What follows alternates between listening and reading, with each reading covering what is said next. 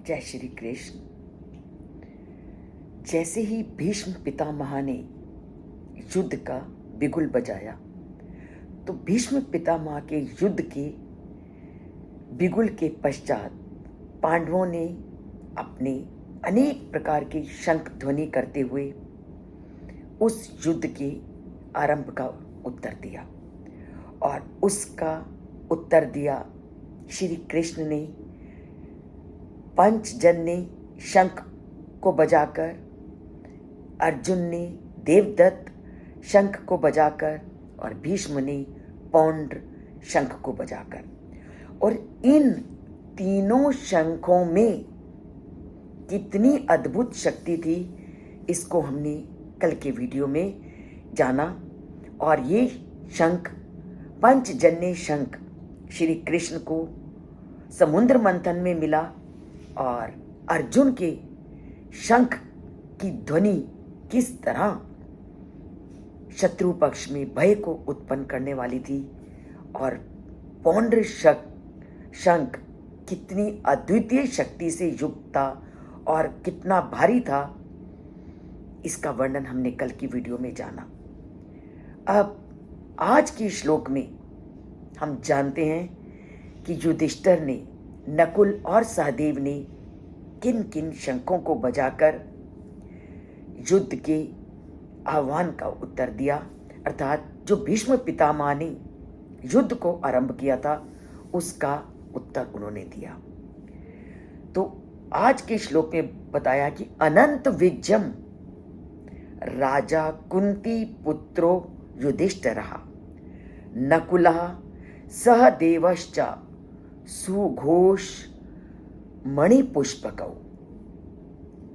तो इस श्लोक में कहा है कि जब अर्जुन और श्री कृष्ण और भीम ने अपने अपने शंख बजाए तो उसके साथ साथ ही राजा युधिष्ठिर ने अनंत विजय शंख को बजाया और नकुल और सहदेव ने सुघोष और मणि पुष्पक शंखों को बजा करके युद्ध के आरंभ की सूचना दी। इसके साथ साथ अर्जुन को जो धनुष मिला था और उसको जो तरकश मिला था, वो धनुष और तरकश भी उनके शंख की तरह अद्भुत शक्ति से युक्त था। उनको जो गांडीव धनुष मिला वो भी अद्भुत शक्ति वाला था, क्योंकि जब इन्होंने घोर तप किया तो उस घोर तप से प्रसन्न होकर के वरुण देवता ने उनको ऐसा धनुष दिया कि तुम्हारे इस धनुष के सामने कोई टिक नहीं पाएगा। उसी तरह अग्निदेव ने उनको तरकश दिया और उस तरकश की ये विशेषता थी कि इस तरकश के बाण कभी समाप्त नहीं होंगे। तो अब राजा युधिष्ठिर ने क्या किया?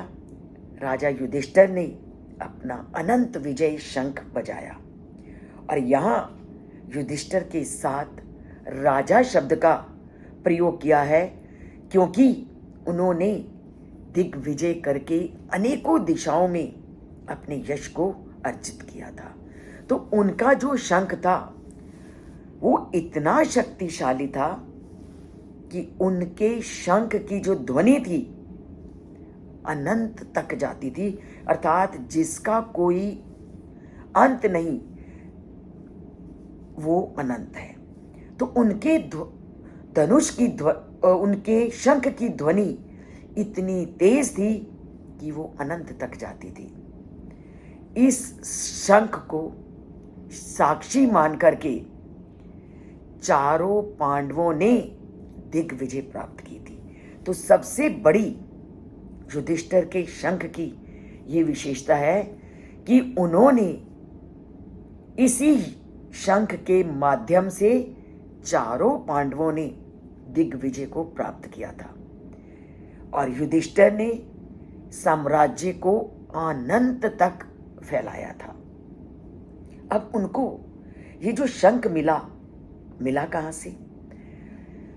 युधिष्ठिर को इस शंख को प्रदान किया था धर्मराज ने, और धर्मराज के द्वारा दिए गए इस शंख में कितनी शक्ति होगी, इसका वर्णन हम सहज ही लगा सकते हैं कि धर्मराज के द्वारा दिया गया ये शंख कैसे अनेकों लोगों को अपने वश में कर सकता है।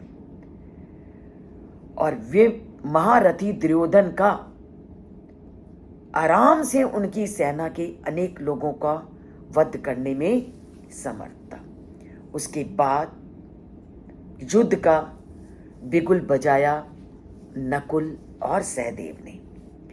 नकुल के पास जो शंख था उसका नाम था सुघोष, और ये शंख ऐसा शंख था कि हम लोगों में बहुत बार नेगेटिव भाव आने लगते हैं, नकारात्मक सोच हमारे अंदर जब आने लगती है, तो नकुल का जो ये साघोष शब्द है, यो अगर किसी भी वातावरण में इसकी ध्वनि कर दी जाए तो उस वातावरण की सारी नकारात्मक शक्तियों का नाश कर देता है।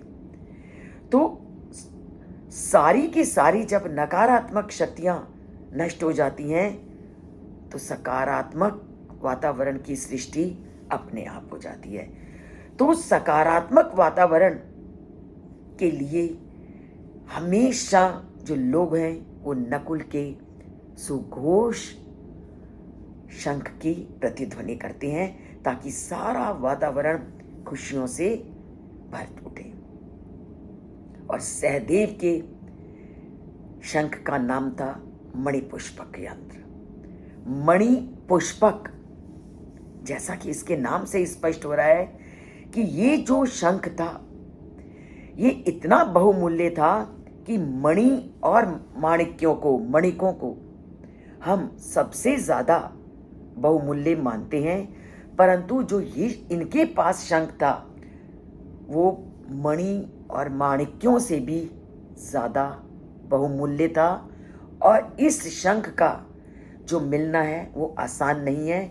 इस शंख की प्राप्ति बड़ी ही दुर्लभ है, और इसको अगर बजाया जाए तो ऐसा माना जाता है कि सभी प्रकार की सुख, समृद्धि, शांति, कीर्ति, लक्ष्मी और सबसे बड़ी बात है विजय का सूचक है। तभी इस शंख को दुर्लभ शंख कहा गया है। तो शंख का जो बजना है ये तो हमने सभी पांडवों के लोगों ने जिन जिन शंखों को बजाया उसके बारे में उसको जाना, परंतु शंख का आप देखते हो कि घर में कोई भी मंगल कार्य हो, हर मंगल कार्य में, विवाह हो, जन्म उत्सव हो, जो भी मंगल कार्य होता है, शंख की ध्वनि को करके उस मंगल कार्य को आरंभ किया जाता है। क्योंकि जो शंख है भगवान विष्णु को बहुत प्रिय है, और जो शंख है ये धर्म का प्रतीक माना जाता है। और सबसे बड़ी बात है कि जो शंख है ये सागर के जलचर का बनाया हुआ एक प्राकृतिक ढांचा है, और शंख बजाने से हमें विजय, समृद्धि, सुख, शांति, यश, कीर्ति और लक्ष्मी की प्राप्ति तो होती ही है। अगर इसको ढंग से बजाया जाए तो हमारे शरीर में ऊर्जा, जोश, उमंग और ताजगी का संचार होता है। तो शंख को बजाना आसान नहीं है। इसको बजाने का हमारे शरीर से भी बहुत बड़ा संबंध है कि अगर इसको ढंग से बजाया जाए तो जो बजाता है उसके शरीर में एक ऊर्जा, जोश, उमंग और ताजगी का संचार होता है। तो शंख नाद का आध्यात्मिक और वैज्ञानिक दोनों दृष्टियों से बहुत अधिक महत्व है। और सबसे बड़ा महत्व है कि शंख नाद पर्यावरण को शुद्ध करता है और जीवन में नकारात्मक भावों का नाश करके सकारात्मक भावों की पुष्टि करता है, सकारात्मक वातावरण को जन्म देता है। तो इसकी कौन नहीं चाहता कि सारा वातावरण सकारात्मक हो।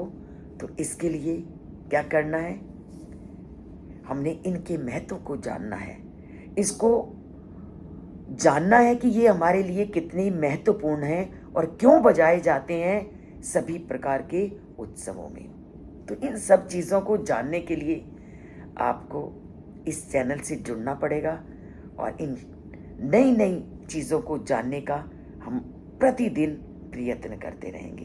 तो जुड़ते हैं इस चैनल से। अगर अभी तक नहीं जुड़े, चैनल को सब्सक्राइब कीजिए और लाइक का बटन ज़रूर दबाइए, क्योंकि लाइक भी परमात्मा का से जुड़ने का एक बहुत बड़ा रास्ता है।